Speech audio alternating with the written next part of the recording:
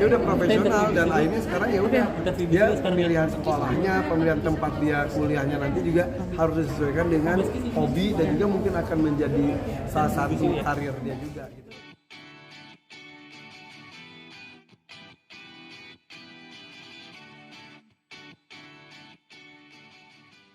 Cukup sulit dan cukup bahaya seperti itu, tapi dengan kemampuan dia dan dia juga alhamdulillah punya kuda Dynasty Sport itu kuda yang cukup oke sekali, jadi dia kan harus chemistry harus bagus kan kalau berkuda itu antara ridernya sama dengan si penunggalnya. Dan gue masih ada PR nih karena kemarin dia pernah juara 1 kan, pernah dijanjikan akan dikasih kuda WB atau kuda import.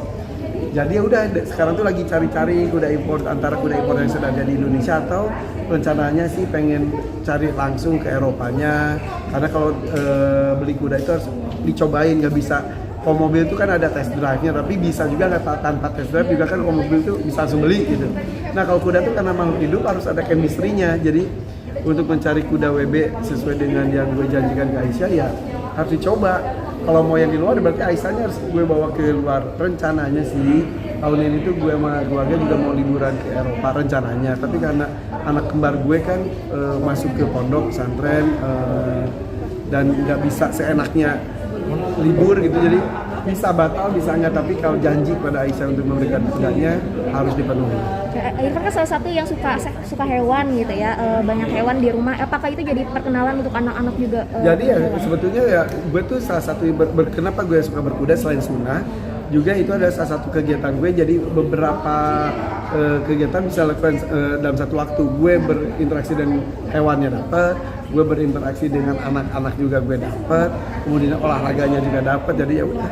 Jadi karena anak-anak gue juga dari kecil sudah diperkenalkan dengan binatang, jadi ketika berinteraksi bahkan sport bersama dengan binatang, ya kan itu harus ada rasa gitu, ada itu, dan Aisyah bisa melakukan itu. Ya, gitu. Irfan ada kekhawatiran tersendiri nggak ketika anak gadisnya menyukai Khawatir banget, ya khawatir banget. Apalagi tadi gue cerita, jadi kok ketika ngeliat si Aisyah lagi berkuda jumping, udah sampai kemarin sampai 105 cm di pertandingannya gitu, itu tinggi banget dan ngeliatnya itu, si Aisyah kok bisa ya gitu. Jadi gue pribadi sebagai bapaknya nggak percaya, saya kok kamu bisa, ya dong gitu.